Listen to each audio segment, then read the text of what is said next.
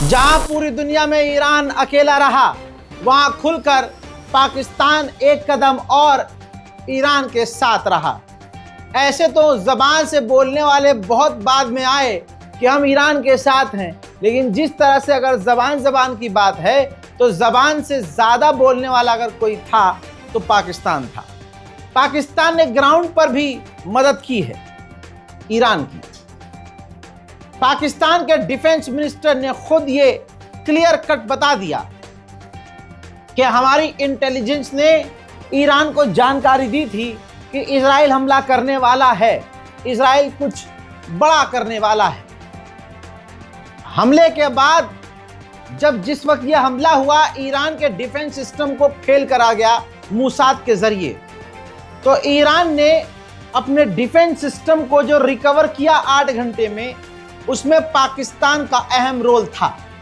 पाकिस्तान ने और पाकिस्तान के एक्सपर्ट ने ईरान के मदद की उसके एयर डिफेंस सिस्टम को दोबारा से चालू करने के लिए, जिसके बाद ईरान ने उसी रात ऐसी तबाही मचाई इजराइल के अंदर कि पूरी दुनिया देखकर सहम गई और खुद इजराइल सकते में आ गया कि ये ईरान ने क्या ही कर दिया।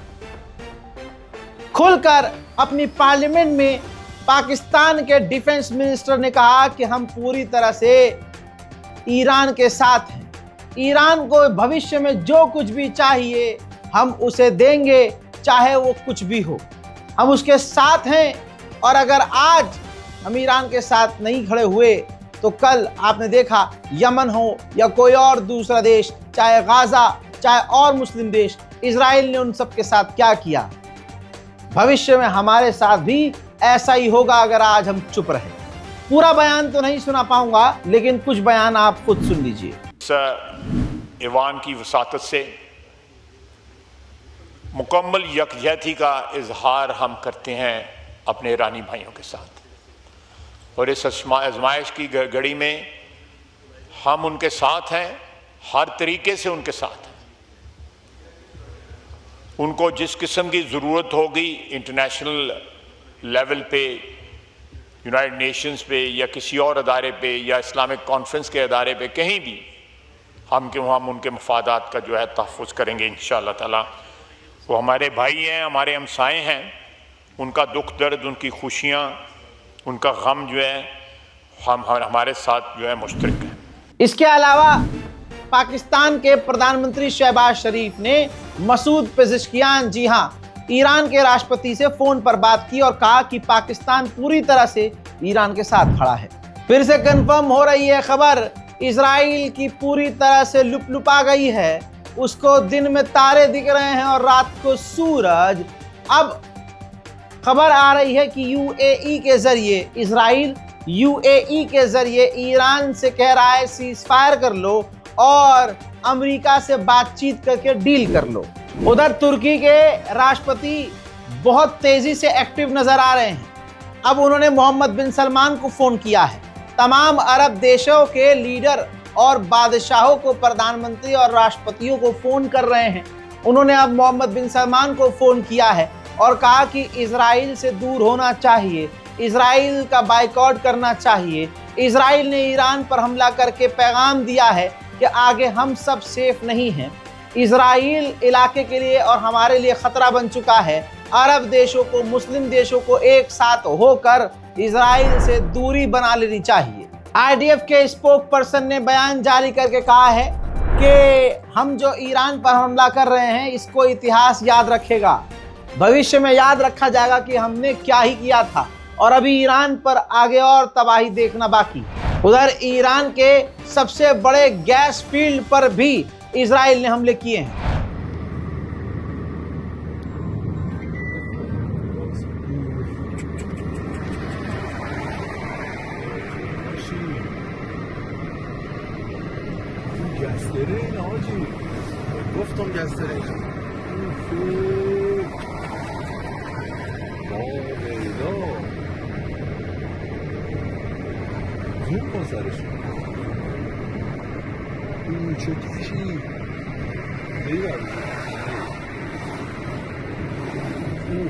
همین ضعیف ईरान के टॉप 4 कमांडर थे। ये ईरान के सबसे बड़े कमांडरों में से ये कमांडर थे। इजराइल ने धोखे से सोते हुए इन कमांडरों के घरों पर हमला करके इन सबको शहीद कर दिया है। शायद इसी वजह से ईरान ने सही समय पर इजराइल को जवाब नहीं दिया, लेकिन उम्मीद की जा रही है कि ईरान इजराइल को सबक सिखाएगा। IAEA ने कंफर्म किया है कि इस्फहान में जो यूरेनियम फैसिलिटी है, परमाणु फैसिलिटी है, उनकी क्रिटिकल बिल्डिंग्स को काफ़ी नुकसान पहुंचा है, जिससे वहां पर यूरेनियम लीकेज का खतरा मंडरा रहा है। भारत में सारे के सारे पैखाना खाने वाले इजराइल के साथ हैं, जबकि इजराइल इनकी गुद्दी लाल कर देता है, सोशल मीडिया पर इनको जलील करता है, लेकिन फिर भी ये इजराइल का पैखाना इसलिए खाते हैं उठा कर क्योंकि इजराइल मुसलमानों को मारता है। ये आज के हिंदूवादियों की औकात है। बहरहाल केरला के सीएम ने हिम्मत दिखाई। केरला के सीएम ने कहा कि इजराइल एक ठग है, गुंडा है, मवाली है, जो कभी भी कुछ भी करने की सोचता है। ये सोचता है कि वो बहुत ताकतवर है और वो कुछ भी करता है, और अमेरिका इजराइल का साथ देता है। सुनिए। ഇസ്രയേൽ പണ്ടേ ലോകത്തെമ്മാടിയായിട്ടുള്ള ഒരു രാഷ്ട്രമാണ്. ലോകത്ത് സാധാരണഗതിയിലുള്ള ഒരു മര്യാദയും പാലിക്കേണ്ടതില്ല എന്ന നിലപാട് അംഗീകരിച്ചു പോകുന്ന ഒരു രാഷ്ട്രമാണത്. എന്തുമാകാം, അമേരിക്കയുടെ പിന്തുണയുണ്ട് എന്ന ധിക്കാരപരമായ സമീപനമാണ് എല്ലാ കാലത്തും ഇസ്രയേൽ സ്വീകരിച്ചിട്ടുള്ളത്. ഇപ്പോൾ അത്യന്തം സ്ഫോടനാത്മകമായ വിവരങ്ങളാണ് ഇന്ന് കാലത്ത് വന്നു കഴിഞ്ഞിട്ടുള്ളത്. അതാണ് ഇറാന് നേരെ നടത്തിയ ആക്രമണം. അത്തരമൊരു ആക്രമണത്തെ ഒരു തരത്തിലും ന്യായീകരിക്കാൻ കഴിയുന്നില്ല. അത് നമ്മുടെ ലോകസമാധാനത്തിന് അങ്ങേയറ്റം ഭീഷണമായ അന്തരീക്ഷമാണ് ഉണ്ടാക്കുക. उधर भारत के कश्मीर के इलाके में ईरान के समर्थन में प्रदर्शन तेज हो चुके हैं। देखिए।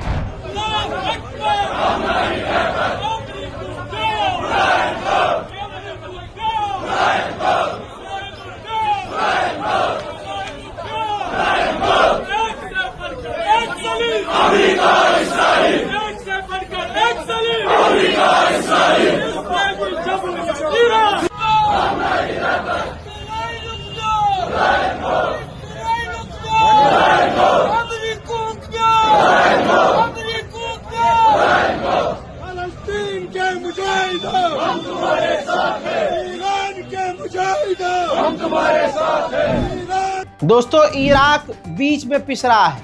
इराक ने आधिकारिक तौर पर कहा है कि इजराइल जो हमारे एयर स्पेस में बार बार घुस रहा है, इसका जिम्मेदार अमेरिका है, क्योंकि अमेरिका ही ये होने दे रहा है। बाकी ईरान से इराक ने कहा है कि आप हमारी सरजमीन पर जो अमेरिका के बेस हैं उस पर हमला मत करना, वरना हम ही दोनों तरफ से पिसेंगे। हजरात, उधर अमेरिका ने अपनी औकात दिखाते हुए इराक से कह दिया है कि नहीं, हम इजराइल को आपका एयर स्पेस इस्तेमाल करने से नहीं रोकेंगे। उधर रशिया और ईरान के विदेश मंत्रियों ने भी फोन पर हालात को लेकर बात की है। हजरात, ईरान अब बहुत बड़े एक्शन में है। जरा इस मैप को देखिए। स्ट्रेट ऑफ हरमूज है, यानी एक ऐसा समुंदर जो एक हिस्सा उसका ईरान कंट्रोल करता है। 80% जो तेल पूरी दुनिया में इसी ईरान के हरमूज के इलाके से आगे बढ़ते हैं। अब ईरान टेबल पर इस ऑप्शन को रखकर सोच रहा है कि इस हरमूज के इलाके को अगर पूरी तरह से बंद कर दिया जाए तो पूरी दुनिया पर कितना तगड़ा असर पड़ेगा। ईरान आधिकारिक तौर पर भी एक्शन में है। ईरान ने IAEA के जितने इंस्पेक्टर थे सबको सस्पेंड कर दिया है, निकाल दिया और कह दिया है कि IAEA से हमें अब कोई डील नहीं करनी, बातचीत नहीं करनी, न कोई इंफॉर्मेशन देनी है। बल्कि परमाणु एग्रीमेंट एक न्यूक्लियर ट्रीटी होती है जिस कानून को ईरान को मानना होता था। अब ईरान ने सोच लिया है कि उस न्यूक्लियर ट्रीटी एग्रीमेंट से भी हम बाहर आ जाएंगे और हमारे मन में जो होगा अब हम वो करेंगे। अजरबैजान के विदेश मंत्री ने ईरान के विदेश मंत्री से फोन पर बात करके ईरान से वादा किया है कि हम अपना एयर स्पेस किसी के लिए इस्तेमाल नहीं होने देंगे, किसी के खिलाफ इस्तेमाल नहीं होने देंगे।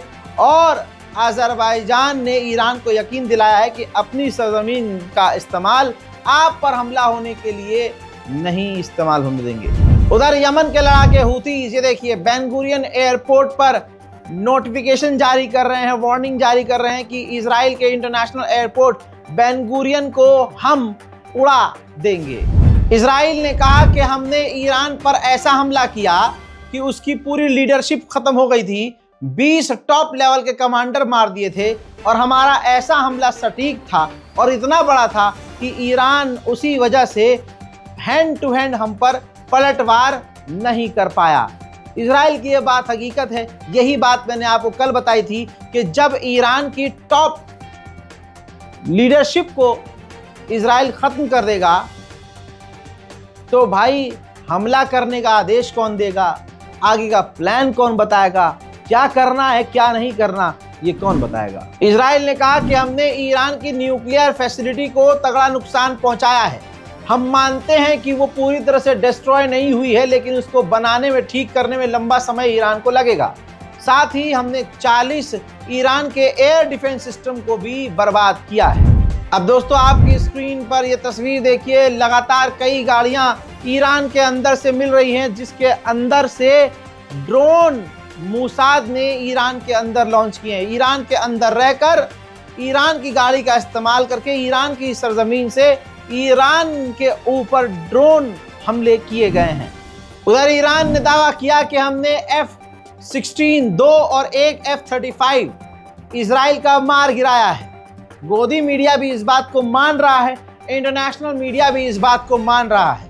ईरान ने कहा है कि हमने अपने ही खुद के बाबर एयर डिफेंस सिस्टम से F-35 दुनिया के सबसे खतरनाक अमेरिका के फाइटर जेट को मारकर अमेरिका की नाक काट दी। खबर यह कि ईरान ने इसके मलबे किए, देखिए F-16 और F-35 कहा जा रहा है, दोनों में से किसी एक का मलबा है, जिसे बाबर मिसाइल के जरिए खुद अपनी एयर डिफेंस सिस्टम, खुद की बनाई हुई ईरान की air defence system Babur missile से मारकर गिराया है। हजरात मोहतरम, ये वीडियो देखिए जो लाल घेरे के अंदर जगह दिखाई जा रही है, ईरान ने इसी जगह पर अमेरिका इजराइल के फाइटर जेट को मार गिराया है।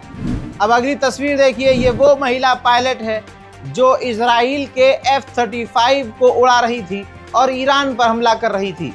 कहा जा रहा है कि इसने इजेक्ट किया और ईरान के ही इलाके में ये पैराशूट लेकर जब गिरी है तो ईरान की इंटेलिजेंस और फौज ने इसे गिरफ्तार कर लिया है। कहा जा रहा है कि सिर्फ एक पायलट नहीं, 2 से 3 पायलट्स को ईरान ने गिरफ्तार किया है। कहा जा रहा है कि 2 F-35 अमेरिका की डबल इज्जत खींचकर हाथ में दे दी है ईरान ने। अब दोस्तों इजराइल कह रहा है नहीं, हमारी कोई पायलट नहीं पकड़ी गई है, हमारा कोई फाइटर जेट गिराया नहीं गया है। ऐसे में ईरान ने कहा है कि मुन्ना सब्र करिए, हम आपको पूरा सबूत भी देंगे और जानकारी भी देंगे। दोगले इमैनुअल मैक्रोन ने ट्वीट करके कहा है कि ईरान ने जो परमाणु बनाए हैं और बना रहा है वो चिंता का विषय है, इसी वजह से आज ऐसे हालात हैं। लेकिन लड़ाई और जंग कोई हल नहीं है, लिहाजा मैं ईरान को ऑफर करता हूं, ईरान के राष्ट्रपति पेजेश्कियान को ऑफर करता हूं, आइए बातचीत की टेबल पर बैठिए और बातचीत करके इस मामले को ख़त्म कीजिए। डिटेल रिपोर्ट में आपको बता दूं कि ईरान पर हमला करने में सिर्फ इजराइल अकेला नहीं था, बल्कि अमेरिका और बरतानिया भी थे। टाइटल तो मैं यही चाहता था कि ब्रिटेन ने भी किया ईरान पर हमला। जी हाँ, क्योंकि अब ताज़ा जानकारी यह है कि ब्रिटेन अपने नए और भी तरह के फाइटर जेट्स को मिडिल ईस्ट इजराइल की मदद के लिए भेज रहा है। नेटो का मेंबर तुर्की है और कहा जा रहा था तुर्की के अंदर नेटो के रडार लगे हुए हैं, तो तुर्की में जो नेटो के रडार हैं उसी के जरिए ईरान की तमाम जानकारियों को हासिल किया गया, ईरान की इंटेलिजेंस हासिल की गई और उस डेटा को इजराइल को शेयर किया गया। ये इल्ज़ाम जब तुर्की पर लगा तो रजब तैयब एर्दोगान ने कहा कि ये हमारे खिलाफ प्रोपेगेंडा है, हमारी तरफ से कोई जानकारी लीक किसी को नहीं की गई है। गद्दार जॉर्डन ने ईरान की दर्जनों मिसाइलों को रोका और अब सफाई दे रहा है और कह रहा है कि हम अपने एयर स्पेस को किसी के लिए मैदान जंग बनने नहीं देंगे, यानी ना आपको इस्तेमाल करने देंगे ना आपको इस्तेमाल करने देंगे। जबकि दुनिया देख रही है कि इजराइल जॉर्डन के इलाके में घुस कर तबाही मचा रहा है। ईरान को बड़ी मिली है कामयाबी। ईरान ने कंफर्म किया है 16 इजरायली जासूसों को हमने ईरान की तेहरान की सरजमीन से गिरफ्तार किया है। हजरात मोहतरम, ये है ईरान इजराइल का वॉर अपडेट। इतनी डिटेल और सटीक जानकारी आपको कोई नहीं देगा। देर रात हो चुकी है लेकिन खबरें लगातार आ रही हैं। आप रिपोर्ट को शेयर कीजिए, चैनल को सब्सक्राइब कीजिए और इंतजार कीजिए मेरे अगले अपडेट का। तब तक के लिए जय हिंद।